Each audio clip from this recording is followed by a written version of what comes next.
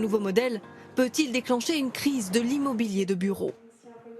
Ce dirigeant d'un cabinet de conseil vient de faire un choix radical. Locataire de ses 130 mètres carrés de bureau pour ses 5 salariés et ses clients de passage, il vient de résilier son bail.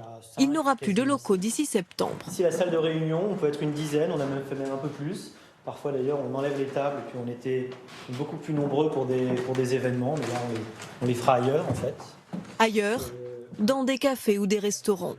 À la clé, 3 800 € d'économie par mois. Et une nouvelle manière, plus efficace, de travailler en équipe.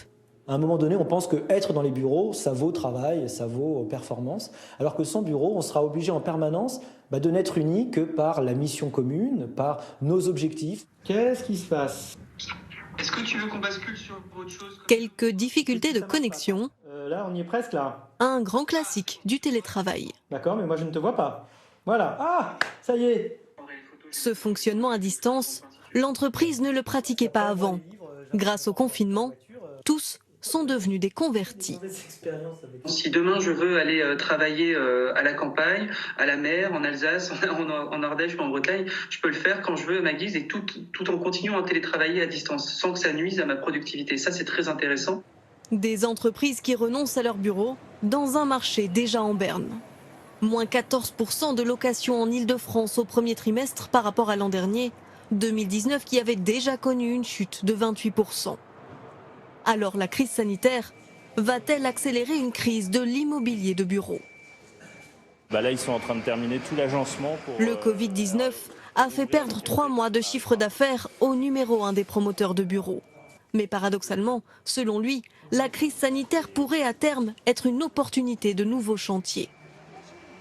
Ces périodes de crise sont aussi déclencheurs de déménagement, puisqu'il y a des gens qui vont optimiser leur parc immobilier.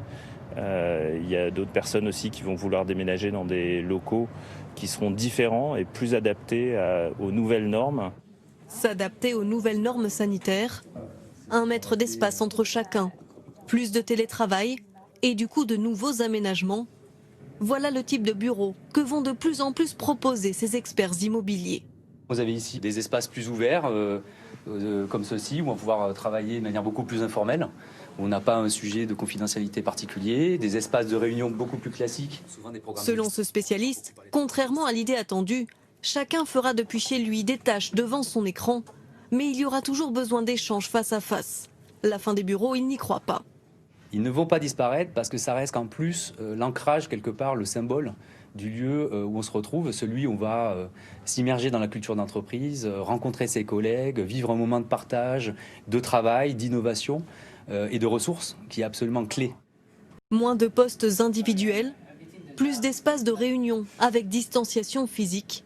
C'est le pari du bureau de demain. C'est une réponse à la folie des prix de l'immobilier dans les grandes villes. L'encadrement des loyers, permis par la loi logement promulguée fin 2018, il est appliqué à Paris depuis 1 an.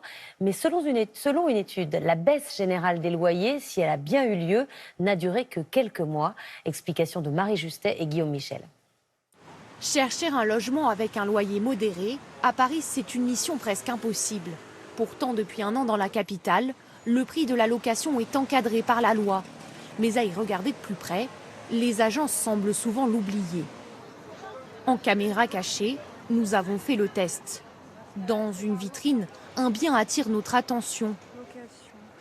Un appartement de 21 mètres carrés pour 1 250 € mensuels, soit 59 € du mètre carré, 22 de plus que le plafond maximum autorisé.